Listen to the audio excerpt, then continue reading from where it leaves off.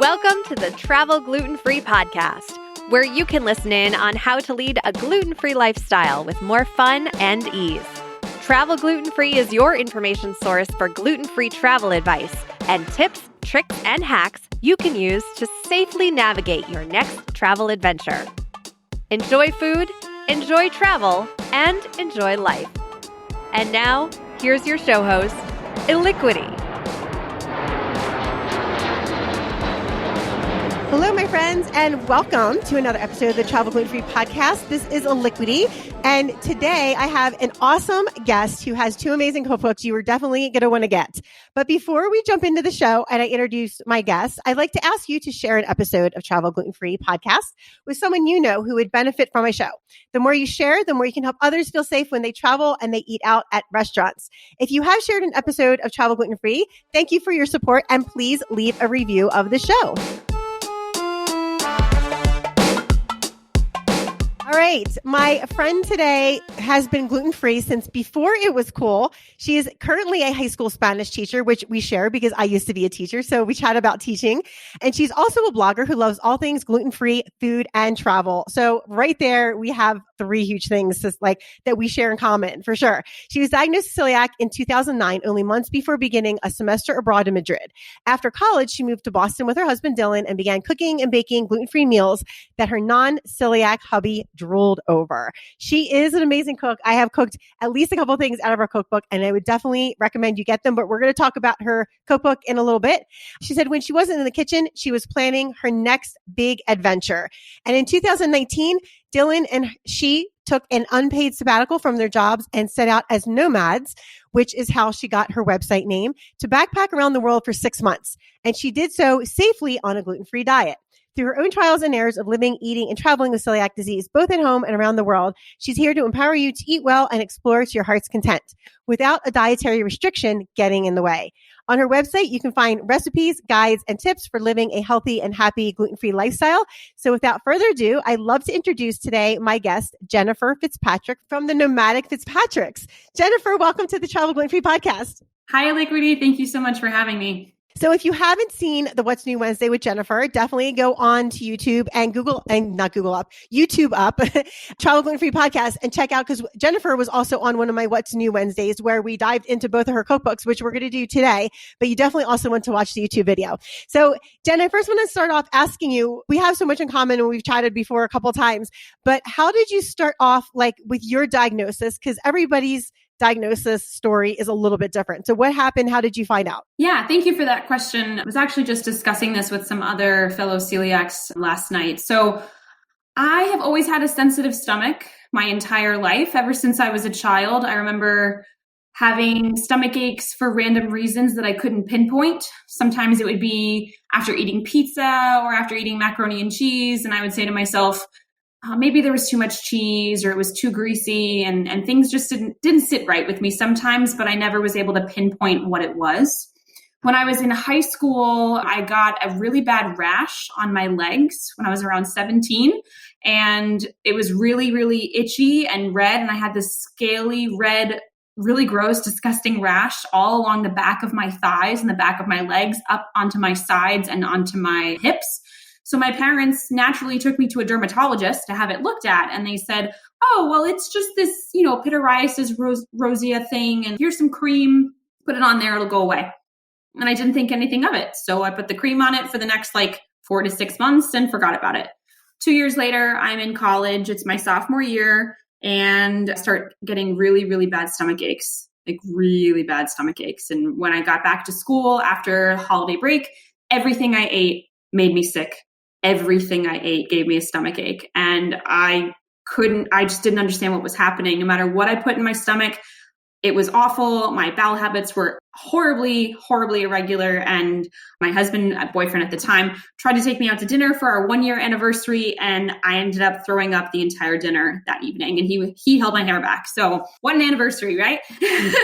So at this point, it was when I really realized something was seriously wrong and spoke to my parents. My dad is a physician assistant, and he said, let's get you into a GI doctor to find out what's going on, because obviously something serious is happening here.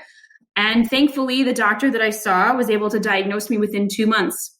And that was a miracle in itself, because some people, it can take years. So within 2 months, I got the phone call. You have celiac disease. You can't eat bread or pasta or cookies anymore. Yeah, that was depressing at the time. Right? And yeah, so I started eating gluten-free, but I had a lot of other health issues that followed that. But it took me a long time to understand that gluten-free doesn't mean healthy, especially if you're only focusing on gluten-free processed food. So it took me a long time to adjust my diet, but now I'm a pro and I'm used to it. But I'm just really grateful that I did get diagnosed so quickly. I was like probably 2 to 3 months, and then I knew. Wow. Yeah, that's really great. I mean, that really is a downer that you got sick on your anniversary dinner, but thank goodness. I heard someone, I believe it was on Andrea Tucker's podcast, and she said, or no, maybe it was another one. Anyway, it was on one of their gluten-free podcasts, and she said it took her 10 years to get diagnosed. Like, I could not imagine suffering for 10 years and not knowing what it was, and just like doing that on a daily basis. Like, I think I would just give up. Yeah, I mean, that's horrific and absolutely so challenging for anybody. And Andrea is one of the people I was talking to last night, actually. She's wonderful. But yeah, and I'm just grateful that it was diagnosed so quickly, and to at least have an answer and to know what to do from then on out. It took me a long time to heal. I'm not saying I healed right away, but I definitely had my answer, and I wasn't left looking and wondering what was wrong with me. And I had lost like 5 to 10 pounds, and people were commenting on my weight and saying, "You look pale, you look thin, your cheeks look all like sallow." And I was like, "What, really?" And then I would look at myself in the mirror. I'm like, "No, I'm fine. My stomach just hurts." And then finally it was like, okay, no, yeah, something else is going on. Yeah, well, the thing is when you see yourself every day, like, you don't notice the changes, but other people who don't will see that much easier than you will. So yeah, no, for sure. So how did you get into travel? How did you get into loving travel so much? And then was your husband also, did he love travel, or did you get him to like travel? That's a great question. So I think I've had the wanderlust spirit since I was little. I wasn't a huge traveler as a child. And I mean, my travels with my parents consisted of, I'm an only child, so we went to Florida to see my grandparents. But beyond that, when I was in high school, it started to expand more. I'm a violinist and a musician, so I was granted a lot of opportunities through school based on my music to be able to travel and perform. So I was able to go to Europe and perform in London and in Italy and attend music festivals. And I was really, really grateful to do that. So that kind of, I guess, planted the seed for me for traveling. And when you go to Europe for the first time, you're like, oh my gosh, this is incredible. I think that's what most people's reactions are. So when I started in college, I was planning to minor in Spanish, and realized that the best way to really get that full immersive experience was to go to Spain, which has been a dream of mine since I was young. And I planned to study abroad. And I did. And that was scary, but freeing and a great learning experience at how to problem solve on your own when you're 20 and you've just been given this gluten-free diet diagnosis 6 months before. So I learned to self-advocate, and I learned to problem solve and to be flexible and let things go, and also learn my second language. So that was in college, and that kind of stuck with me. And from then on, I've just loved any opportunity to travel, whether it's local, road tripping, national parks, which I know Liquid and I have a lot in common with that.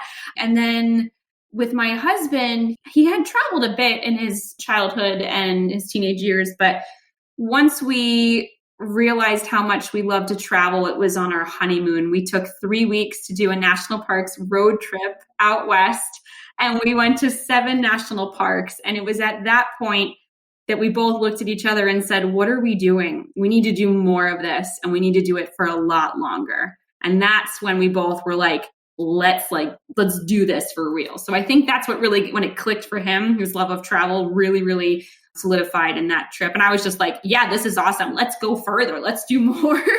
And that led to our gap year trip last year. Okay. So we found another thing we have in common. We're both only children. That's another thing. Which is super hard, especially out here to find out in Utah, because most people are part of like up from 4 to 10 children families. It's crazy. There's so many. Yeah, we have lots of very high numbers of children. Actually, when I was a teacher, I found out there was one bus stop that they had to send 2 buses to because there were so many kids at this one neighborhood to pick up. It was crazy. Yeah. Oh my gosh. So yeah, it's so rare that I find anyone else, especially in Utah, that is an only child. So that's pretty cool. So I wanted to ask you, when you went to Madrid, you had just recently found out you were celiac and it was a different language. But from what I've heard, that Spain is pretty gluten-free friendly. Like, what was your experience in Spain and how did you navigate being new to gluten-free and living in a new country? That is another really good question. So yes, I was diagnosed in March of 2009 and then left for Spain in January of 2010. So maybe a little bit more like 9 months, not 6 months. Sorry, misspoke. And yeah, it was challenging. Spain today is much, much better and much more celiac friendly. 11 years ago when I went, it was not a well-known thing. However, there were two things that made it possible for me to eat safely. Number one was that I was living with a host family. I lived with a señora. Her name is Carmina. I still keep in touch with her. She's 81. She'll be 82 this fall. Still lives in Madrid and still goes to the gym twice a week. I'm not sure if the gym's open, but when it was open, she would go twice a week. She's my hero and speaks only Spanish, doesn't speak a word of English. So she was told by my school and our study abroad program that the girl that was coming to stay with her had a food allergy. And Carmina, being a, homemaker her entire life and a wonderful, wonderful cook, said, okay, what do I need to do? And she went above and beyond to find me only gluten-free, safe foods and would only prepare for me things that were gluten-free. So I really just ate at home for the whole 4 months that I was there. It was on the rare occasion that I ate out or ate out at a restaurant. I ate at home, breakfast, lunch, and dinner, and she cooked meals for me. And that was number one, was that I had all my meals cooked safely in a home, in a kitchen where I could, see what was happening. And she was very careful. I never got sick. And the second thing was that the supermarket, one of the supermarket chains in Madrid is called Mercadona. And the owner or the CEO of Mercadona, his daughter, I believe, was diagnosed with celiac disease. And the CEO was like, we need to label everything so that if anybody gets this, gluten problem, they should know which of our products are safe. So they put seen gluten on everything and started making gluten-free products for everyone to enjoy. So when I got there were products that Carmina could go and buy for me at the supermarket and then cook for me safely at home. So having someone to cook for me, I gained 5 pounds. That was the 5 pounds that I had lost. I gained them back from her cooking me so much food. And the fact that the supermarket actually labeled every single thing let me know exactly what I could eat and what I couldn't eat. That is so awesome. So you had basically like a grandmotherly type who has cooked all her life, making you amazingly good home cooked meals. Oh my gosh.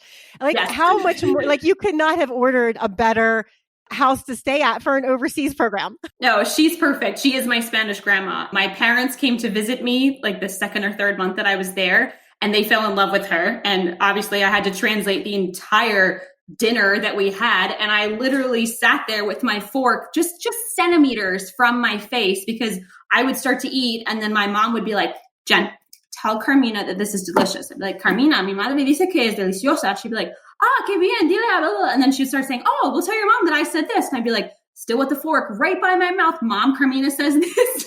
back and forth, which is really good practice for my second language to go back and forth and to code switch like that. But yeah, so my parents got to meet her in 2010. And then last year I brought Dylan to meet her. We finished our trip in Madrid. So she got to meet Dylan and she loved him and, just fawned over him. So it was really wonderful. She's like an extended member of my family. Oh, that's so amazing. I love it. And yeah. And that's so funny because you're probably like, okay, I would like to eat this amazing dinner that I know Corinne made for me. Like, can I get this food into my mouth? Yeah, that was the entire lunch, I think, or dinner. I sat there and just being like, okay, maybe if I just shovel the food in really, really fast, I won't have to translate anything. But it was worth it, though. It was such good practice for me and just a wonderful chance to connect with, someone from another culture and to bring my family and her family together. It was really, really the best experience of my life, hands down. Oh. That's amazing. That sounds absolutely wonderful. And you're just, oh my gosh, I just can't believe how much you lucked out with Carmina. Like it's perfect.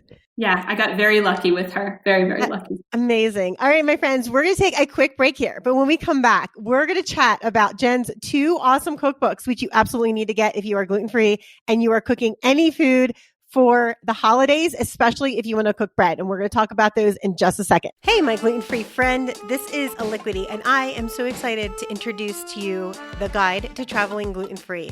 In its new format, over 200 pages of awesome information on how you, your family, your children, and your gluten-free friends can all travel safely without having to worry about getting cross-contaminated and constantly getting sick. In my new Guide to Traveling Gluten-Free, you'll get information on how to choose a restaurant, what questions to ask, gluten-free friendly cities, how to cruise gluten-free, how to camp gluten-free, how to road trip gluten-free. And I talk about some of the countries that I visited and which ones are gluten-free friendly and which ones aren't so gluten-free friendly. So if you're looking for a great guide to assist you in travel planning and enjoying your next vacation adventure, definitely get the Guide to Travel Gluten-Free, now available on Amazon, or go to my website at www.travelglutenfreepodcast.com and click on book. With over 300 downloads in the first 2 weeks alone, I'm super excited to offer this information to help keep you and everyone in our gluten-free community safe, happy, and have the ability to travel with freedom once again. Now let's jump back into the show. All right, so we're back and we're going to talk about 2 of Jen's cookbooks that she has that you can get as an ebook. I would highly recommend getting both of these. One is entitled Gluten-Free Travel at Home, where Jen has lots of different recipes from around the world that you can make. I have made 2 of them and they are both amazing. I would highly recommend that you make at least 2 of those, maybe 3, probably all of them, because they're all on my hit list. And another book that she has, which looks fabulous, which I haven't gotten a chance to do yet because I have just been so super busy, but I am looking forward to making at least 2 of these for the holidays. It's called Bread Recipes from Around the World Made Gluten-Free.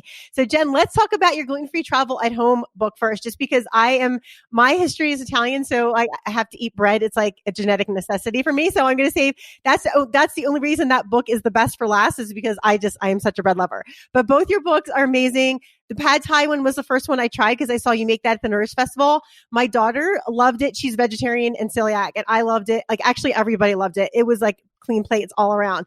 So tell me a little bit about why you came up with this cookbook. And I love the fact that you have in your cookbook at the beginning how to use the book.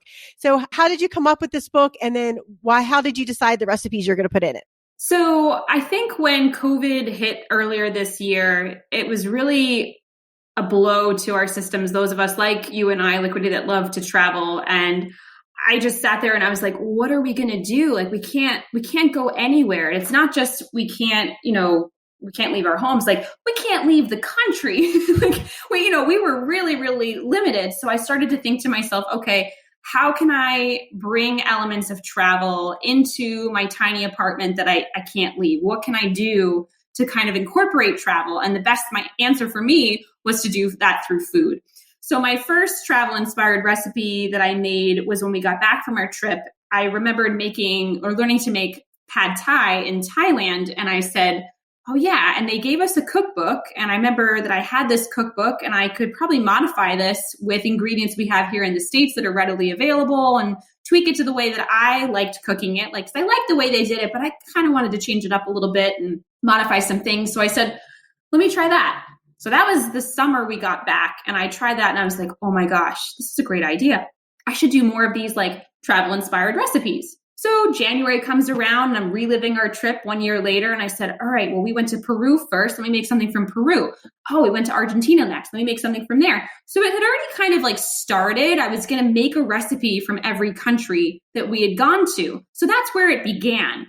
And then 3 months into 2020, the lockdown and quarantine starts. And I was like, I think I need to do this, but I need to take it a step further. I need to take some of these recipes that I was planning to make anyway and incorporate them with some strategies and ideas so that other people can try these new ways to travel right now, because obviously authentic, real travel is not going to happen. So what can we do in the meantime to get that little taste of travel, whether it's reading or watching shows or learning a second language or studying the history someplace?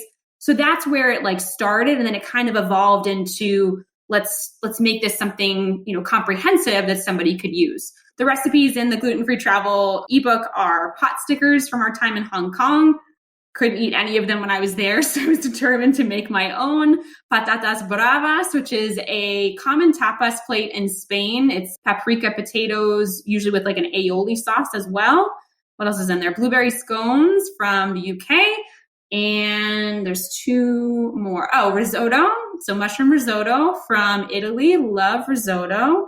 And what is the last one? I got to think here. Oh, crepes.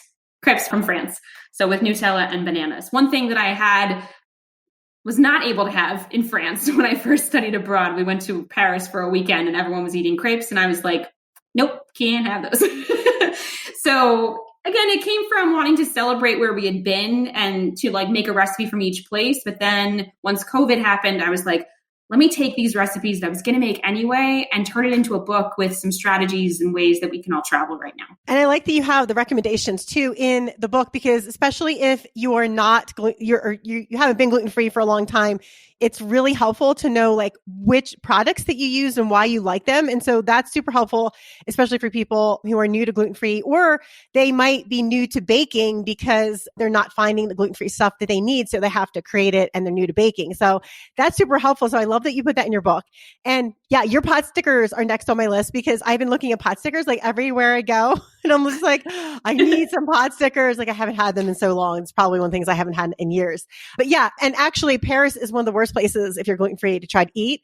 Like I literally walked up to a guy and gave him like a maitre d' that was standing outside a restaurant one time. And I looked at the menu and I thought, oh, they probably have some stuff that they can modify or whatever. And I gave him my gluten-free card and he reads it and he looks at me and he's like, oh no, we have nothing for you here. Don't eat here at all. And I'm like, dude. I mean, at least he warned you. I'm like, oh, now I get why people in France are rude. Like, yeah, okay. So, I mean, maybe they're a bit more blunt. I wouldn't say rude, but like they're just a bit more forward about things that maybe we wouldn't be. And I don't know, I think France has gotten better. I know Matt from Wheatless Wanderlust has a really good guide, I think, to Paris. And I think there's dedicated bakeries now. Everything that when I first went to Europe, I know has improved significantly. And in my first impressions of some places where I'm like, oh, I know I can't eat here. But then when I went back there, like, 10 years later, I was like, oh my gosh, like look at the improvement. Madrid being one of them. I didn't eat out a lot, but that was also because there was no place to eat. There were no dedicated facilities, no dedicated bakeries. And I would go to Mercadona to get my groceries, but that was it. And now we went back, dedicated bakeries, dedicated restaurants. I found churros with chocolate, which I never had before, chocolate con churros. And yeah, tons of options. And like, the Celiac Association of Spain logo on restaurants, people saying, oh, sin tax, sin gluten, vale, venga, come on in. You have celiac? Okay, come on in. No worries. Much, much different. So maybe France has improved. I think it has. I haven't been back in a while. I went there 2 years ago. Really? There was one dedicated bakery, Helmut Newcake, which was amazing. Like I literally took the train all by myself because my husband was at home. He actually wasn't feeling good, which was like a complete flip. It's usually I'm not feeling good. Right. But he wasn't feeling it. So I'm like, okay, I'm going to the bakery. I'm going to take the train. I took the train all by myself, like halfway across Paris to go to this bakery. I brought home 2 huge bags, like eclairs, like, oh my gosh, like amazing stuff. And then there was one dedicated restaurant, which we found, and it was supposed to be open, but when we went, it was closed. So, and this was before COVID. So it wasn't COVID. So I don't know. And we couldn't find the other dedicated restaurant that I found on Find Me Gluten-Free. But yeah, so France is definitely, most of the time I was eating at France, I was like really just chancing it and like eating like things that I knew were naturally gluten-free. And so I just asked them to clean the grill because I had a food allergy and they're like, what, clean the grill? And I'm like, yeah, whatever. But one of the cool things we did was we ate at a place that was right across from the Cathedral Notre Dame. Yeah. Yeah. And the food wasn't that great, but we sat there because I'm like, I told my husband, I said, I want to stay outside and listen to all of the beautiful bells and everything. And I'm really glad I did because now they're gone. Yeah. Yep. I was so bummed to hear about that. Anyway, I diverged. Let's get back to your cookbooks. Yeah. So let's talk about your other cookbook, Jen, your bread recipes around the world made gluten-free. And I got to say, like, even if you eat gluten, you definitely have to try Jen's cookbooks because her recipes are they're spot on. They're really good. So in this one, you have berry scones, cinnamon churros, French eclairs, which are definitely on my hit list. I've not made my own gluten-free French eclairs yet. Irish soda bread, which I absolutely love. Naan, potato pierogi, rosemary focaccia, scallion pancakes, and soft pretzels, which being from Philadelphia are like a necessary for life. So what are some of your favorite ones in here, Jen? And what's some feedback from maybe some people that have used your cookbook who said like this was their favorite recipe? So I love all of them, but if I had to pick like a real favorite, I think it would be the eclairs. Definitely the eclairs. And they were easier to make than I thought. I had never made choux pastry before, but I felt like I was on the Great British Baking Show when I was making it. I was waiting for Paul Hollywood to walk in and be like, don't have a soggy bottom. So anyway, but I love it. Yeah. Or Mary Berry to say, yeah, good crunch. But they didn't, but in my dreams they did. So the French eclairs are delicious. The potato pierogi, love pierogi. And I love that they're crisp. Like they're not just boiled, but then you fry them. And that just gives them this really, really great crispy exterior. And they're stuffed with a mixture of potato, cheddar, and caramelized onions, which are super yummy. What's the other one that I really like? Probably the focaccia. Yeah. Anything with rosemary. I think we were talking about this, but I love fresh rosemary. It's my favorite herb and I absolutely love it. So if I have any excuse to add rosemary to something, I will. My husband also is obsessed with rosemary, so I'll just add it to anything. So yeah, so those are my favorites. And speaking of your second question, I actually had a friend of mine message me on Instagram today and she said, hey, I've been meaning to make the focaccia, but I didn't have yeast, but I did make scones. She goes, I modified your scones recipe and I made them with chocolate chips. And she was like, oh my gosh, they are incredible. I was like, oh, good. You liked them. So she goes, yeah, I kind of forgot that it said like, keep them to a certain thickness. She sent me a picture and they were like massive. And I was like, oh, you do you, whatever size you want them to be, like go for it. But she said, oh, they're absolutely scrumptious. I was like, oh, I'm so glad. Like, that's what I want to hear. So far people are enjoying it and I'm glad. That's awesome. It's like supersized scone me. Yes. Well, the funny thing about rosemary is like, I like rosemary is like garlic for me too. It's like, if it says put 1 teaspoon, I'm like, I think I should put 3 or maybe 4. Minimum. But like my husband is not that into rosemary, but I'm just like, I throw it in anyway. I'm just like, He's like, you added extra rosemary. I'm like, what are you talking about? I have no idea what you're talking about. What? No, not me. What are you talking about? I know. So especially if it's fresh. And so the other thing we had talked about before on the YouTube video was that your Bob's Red Mill, gluten-free, there's the red one and the blue one. And so you said the blue one is different from the red one. And it's because the blue has a different flour blend because that's a baking flour blend, correct? Yes, absolutely. So this is one thing that I've heard people in different Facebook groups for gluten-free complain about. And this is going back to what you said earlier, Liquidy, about the fact that someone that's new to gluten-free baking or the gluten-free diet might not realize that gluten-free flours are not created equal. They're all a bunch of different, as you know, different combinations of flours and gums and starches and xanthan gum and all these, strange ingredients that you might not even recognize or have seen before. But they're all in combinations in different measurements to mimic the presence of gluten. So the way that different manufacturers go about doing this is very different. So 1 cup of gluten-free all-purpose flour for one brand will produce an end result that could be completely different from another brand. So like we were saying, I recommend Cup for Cup is my number 1 for baking bread and pastry. And my second one is Bob's Red Mill. But the blue bag, the blue baking 1-to-1, it does not contain garbanzo flour, which I believe the red bag does. And that can give it a more bean-like taste that a lot of people do not recommend. Okay. I don't either. So the blue bag is a really, really good alternative. And it's dairy-free, where it's Cup for Cup contains milk powder. Yeah, I'm not a fan of the garbanzo. Like, I like garbanzo beans. I love hummus, but like not in my flour. No. The other thing is that beans are really dense. And so it's not as fluffy when it bakes. Yeah, it makes it like super flat and dense, which I had made the mistake of before. And I ended up having to like throw something out because it became like a weapon of mass destruction. Because it was so heavy. No. That's happened to me too. Like the amount of like recipe testing and baking experiments that I've done, like sometimes I'll make things and I'm like, all right, this is going really well. And then I take it out of the oven. I'm like, this is a disaster. This is a brick and it's going in the trash. And then my husband just looks at me. He's like, I thought you were making such and such. And I'm like, nope, not anymore. Or like another thing we'll do is like my dog will be sitting there and she's a Labrador. She'll eat everything. And she's like, feed me something. She doesn't care how bad it is. So I'll give her a piece and then throw the rest out. Well, you know what? At least she likes it then. I thought you were going to say she won't eat it and I would have laughed.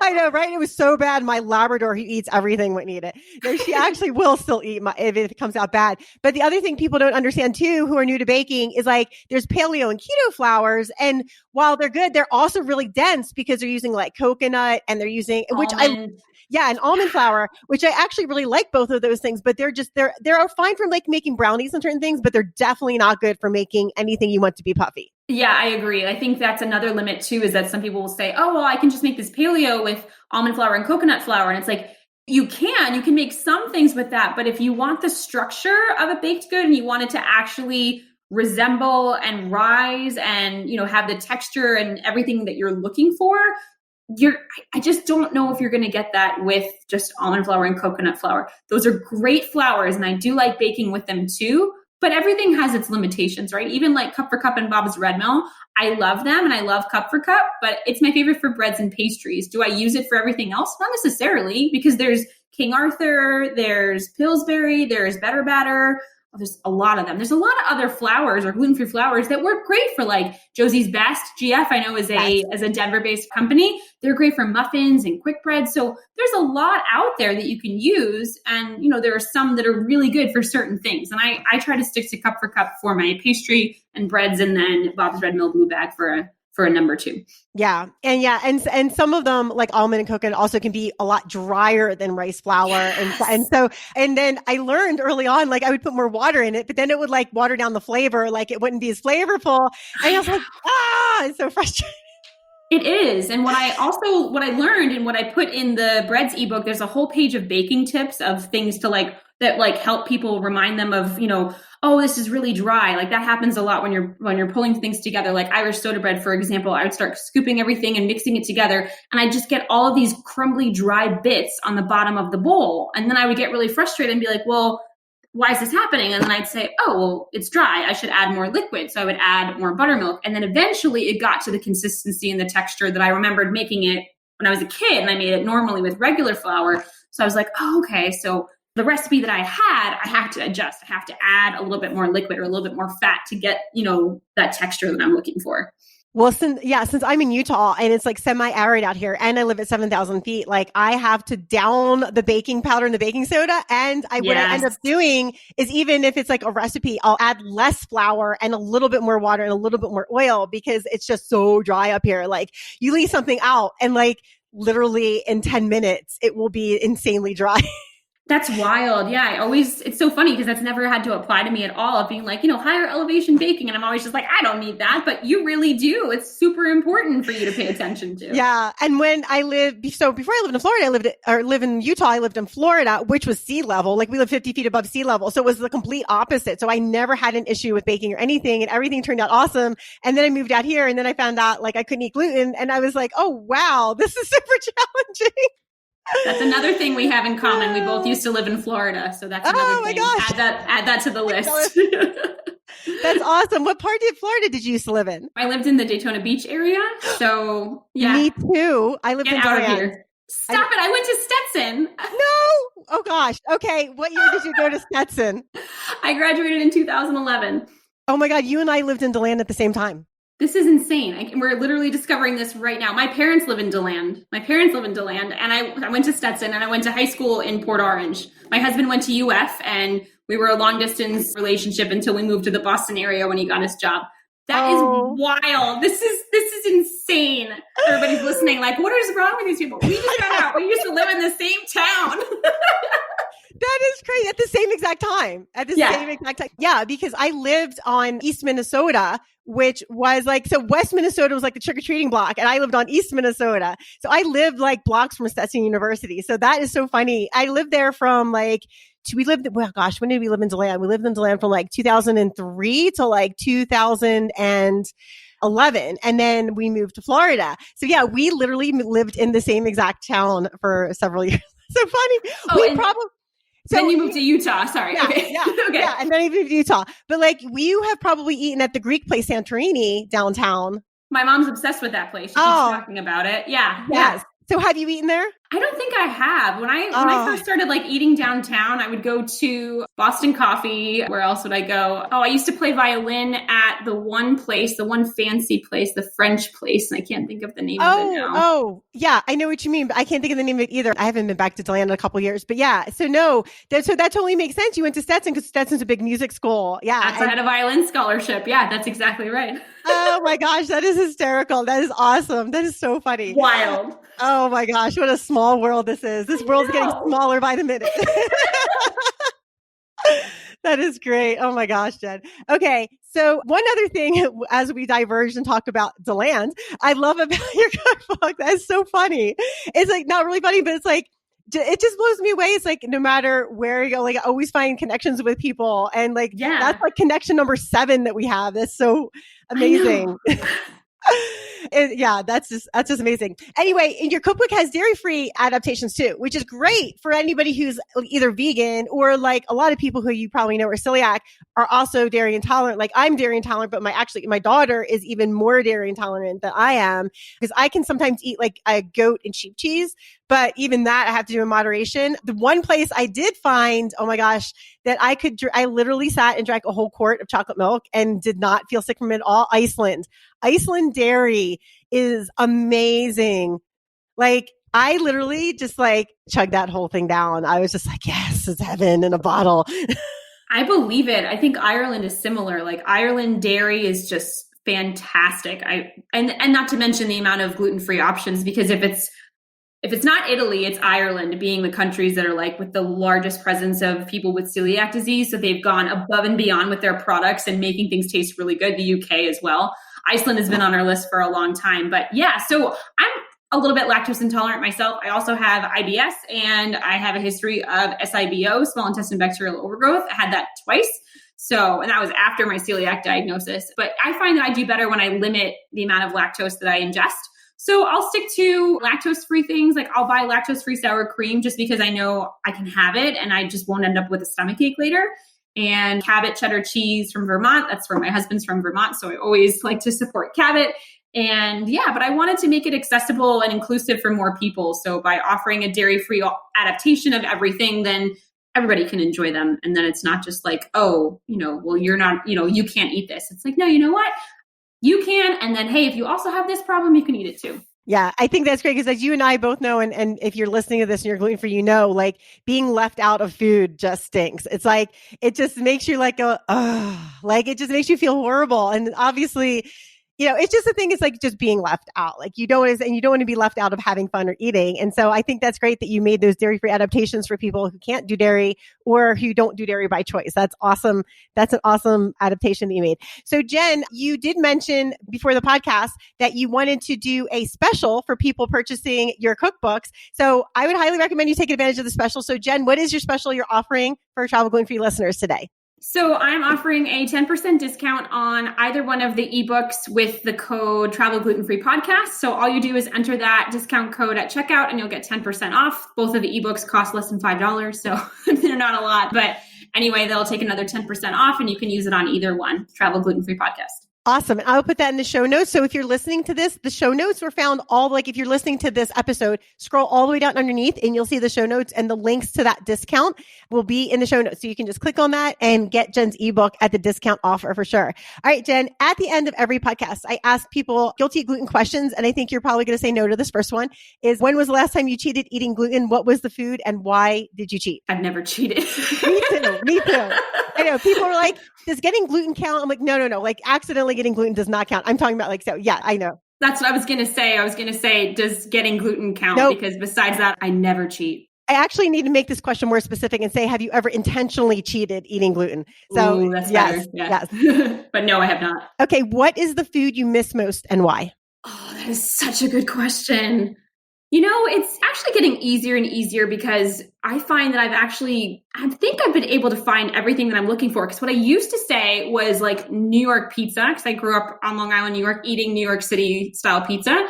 But recently, after discovering No Gluten, No Problem, also from Colorado, they have a cookbook. It's a pizza cookbook. And with their methods and their recipes for making pizza from scratch, I have actually had the equivalent of a New York style slice of pizza, but I made it myself in my own home and it's incredible. So I would normally say New York pizza, but now I'm trying to think because that's always been my answer. It's always been like, oh, like a really, really good slice of pizza.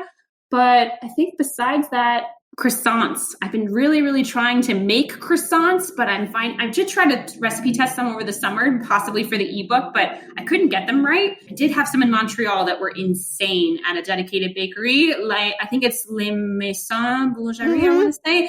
And they were incredible. So I would just like 10 more of those, please. I know, right? I know. So I had Taryn on from my celiac, and she lives in Montreal, and that's the bakery she goes to. She mentioned that bakery and the croissants there. And I'm like, okay, next time when I come up to Montreal, I am taking a duffel bag and I'm filling it with croissants and bringing it back. Like, I don't care. Like, that's what I'm doing. And I'm going to put a little tag outside my bag for TSA. It says, "Dear TSA, I'm celiac." So my bag is full of croissants. So if you open it up, don't touch my croissants. And don't eat them. Don't touch them. Don't eat them. Yeah, don't steal them. I know how many croissants are in my bag. Yeah, they were so good. So yeah, I would say like a really good croissant or a pain de chocolat, like a chocolate croissant or a Queen Amman, like all of those are, French pastries. That's my next move. Not just eclairs, but trying to make something else that would taste just like a real croissant. Oh, yeah. So good. Oh, yeah. I know croissant is mine too. Oh my gosh. Okay. And so my last question, Jen, is what is the best gluten-free food you have recently eaten? It can be your own food or it can be something you've had at a restaurant or you've gotten at a grocery store. So that is a good question. The pizza was definitely a plus, but that was over the summer. The No Gluten, No Problem pizza cookbook. It's on Amazon if anyone's interested. Very, very good. But besides that, the most recent thing that I've had is actually from a dedicated gluten-free and nut-free bakery here in New England called Gluten-Free Territory. And they make gluten-free pumpkin cheesecake brownies. Get out of here. You just said like my 3 favorite words. They are so good. I usually eat them in like 2 minutes. I try to be like, I'm only going to eat half of it. I'll put the rest away for later. Never happens. I actually posted about it on Instagram today if you want to look, but they are incredibly delicious. They're just so good. And they're seasonal, so they're only around in the fall. The other ones they make are raspberry cheesecake brownies, but they're all so good. So I'd say the pumpkin cheesecake brownies from Gluten-Free Territory, Barbara and Ariel, mother-daughter team, dedicated bakery. They ship. That's the thing. They ship. So anybody can try them. Oh, that sounds amazing. I will definitely put that link in the show notes. Gluten-Free Territory. Okay, cool. Yeah, it's so funny you say that because I did that recently with a pecan caramel bar I got from New Grains Bakery, like that's here. Locally, it's Provo, it's an hour away. And I cut it into 4s. I'm like, okay, I'm going to have 1/4. And I'm like, okay, I'll just have half. And I'm like, okay, I'll just have one. I'm like, I'm just eating the whole thing. Whole thing. Yep. I have the one left that I took a picture of. I was like, okay, I can't eat this one because I have to take a picture of it to put on Instagram. So this is the reason I can't eat this. And then I said, okay, I'm going to wrap it up and put it away. And then I did. And then instead I ate the gluten-free chocolate chip walnut cranberry cookies that I made that were sitting on the counter. So I just ate those instead. So there's that. I know, it's so funny. My daughter who's celiac who lives with us, she now knows she has to ask before she eats something. She's like, Mom, did you take a picture of this yet? Like, do you, she's like, can I eat? Is it okay to eat this? And I'm like, no, you can't take a picture. No, because I haven't taken a picture of it yet. Or like, yes, it's safe. That's what my husband says now too. He's used to it now. I'm like, yep, you're the wife of a food blogger, the husband of a food blogger. Sorry. And now you know. Exactly. It's like, yes, you're not eating that until I take a picture of it. So just deal. Yep. So sorry. It's just how it happens. All right, Jen. And so a couple of wrap-up questions. So what are your future plans? And so what are you doing next? And where can people find you on Instagram, on your website? Future plans. That is such another good question. You're just asking so many good questions today. Future plans. I really don't know. It's been a really strange year. And what we had planned to be doing this summer was to have given up our apartment and to be traveling around the country house sitting and, and working digital nomads. And that didn't pan out. So right now we're just kind of staying put and figuring out our next move. So for me, it's just finishing out the school year and try to continue to grow my business and my blog and make more recipes and help advocate for the celiac community. So right now I don't have anything in the works. I don't even have any trips planned right now. And it's just hard. It's been a rough year, but I'm hoping that when things are a little bit less crazy, that we'll be able to check out more national parks and go back abroad to Europe and go back to Thailand, go back to Asia. I mean, I would love to go back to Southeast Asia. We spent 2 months there last year. And so, I mean, I have a lot of travel dreams in my future. I just don't know when those are going to actually happen, right? It's just hard right now. But where people can find me in the meantime for inspiration to plan your next trip or your next dinner or recipe, my Instagram username is Jeffiner589, Jeffinner. It is a play on my name, Jennifer, with the F and the N switched. And it's like that so that my students won't find me. While I love them, I really try to keep my blog life, I do. I keep my blog life separate from my teaching life. And I just try to make it so that it's challenging for them to find me online. And a lot of them use Instagram. So that my username is a nickname that my grandfather gave me as a little girl. So Jeffiner589. And then my website is the Nomadic Fitzpatricks. My last name is Fitzpatrick, and it's after our 6-month stint as nomads last year when we put everything in storage, gave up our apartment, and backpacked across the world and did it with celiac. Sweet. Awesome. Well, definitely check Jennifer out on all her platforms and chat with her on Instagram. She's awesome to chat with. And Jennifer, thanks so much for coming on the show today. I'm super excited. I'm super excited for your cookbooks. I know they'll be a big hit this holiday because I will definitely. Thank you so much for having me. It's been a blast. And that wraps up another tasty episode of the Travel Gluten-Free podcast. Thank you, my gluten-free friends who are listening. I appreciate your patronage of the Travel Gluten-Free show. And remember, you can enjoy food, enjoy travel, and enjoy life. This is Liquidy signing off for this show, and I'll see you at the next one. Travel Gluten-Free Podcast is a production of Travel Gluten-Free, LLC. Contact eLiquidy for interview requests and sponsorships. And if you haven't subscribed yet, what are you waiting for? Don't miss a single episode of Travel Gluten-Free on Apple Podcasts, Stitcher, or wherever you listen to your favorite podcasts.